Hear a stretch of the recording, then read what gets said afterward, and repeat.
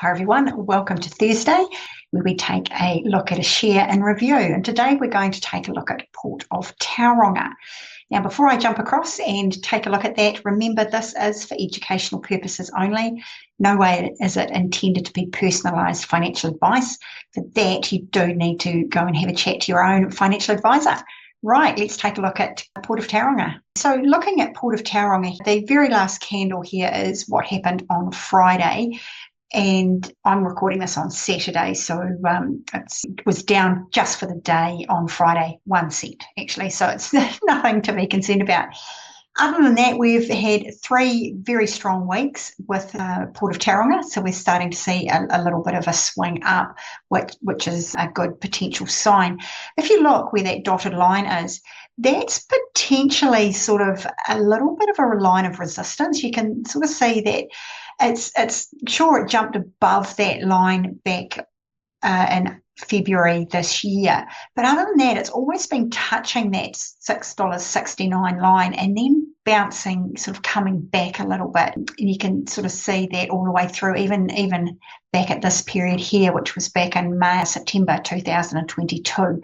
So it could potentially be a little bit of a resistance line. But let's go back a little bit further. Right.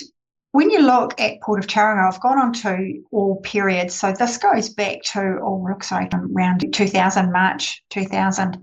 And Port of Tauranga had a really sort of strong run. It started its run at around December 2010, January 2011. And look at this. This is a monthly candle, but it's been a very strong performer. And yes, it's come off of late, but obviously we're certainly not down to those lows. Let's go back to the 5-year chart where we can take a look at the weeklies, and we will put our normal moving averages on. So again, we use the 30 exponential. Okay, so just taking a look at that, that is not too bad. It's obviously trading above the 30-week moving average, which is something that we definitely want to see.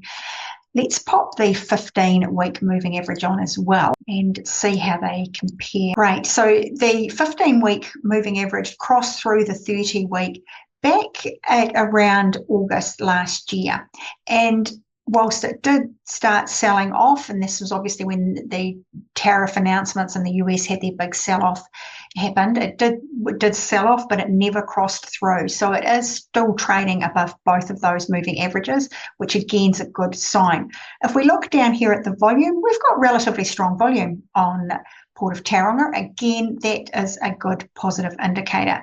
We'll take a look and just see how it's been performing in relation to our main indices as well. Okay, so I've just put up the NZX 50, just the main indices, just to see how that's comparing, because naturally Port of Tauranga is on the main board and it's well below the main NZX 50. So for me, that's a reason why I wouldn't at this stage be looking at investing in Port of Tauranga. I would want to see that it is actually trading above that pink line you can see there, which is denoting obviously the NZX 50. It's certainly showing a lot of potential.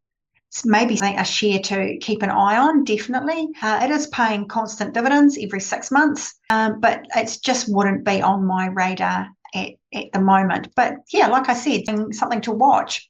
Now, just remember, if there is a share that you would like me to review, or if you've got any questions or anything that you would like to learn about the share market. In fact, I had this week someone asked me about doing a training session on how to use the Sharesies platform. So I have approached Sharesies. But if you would like to learn that sort of thing, it doesn't necessarily have to be on the Sharesies platform. It could be on another one. Happy to run a training session on that if you would like. So let me know in the comments, and we can take it from there. And keen to do obviously reviews for you on any shares that you're looking at. So until next week, take care.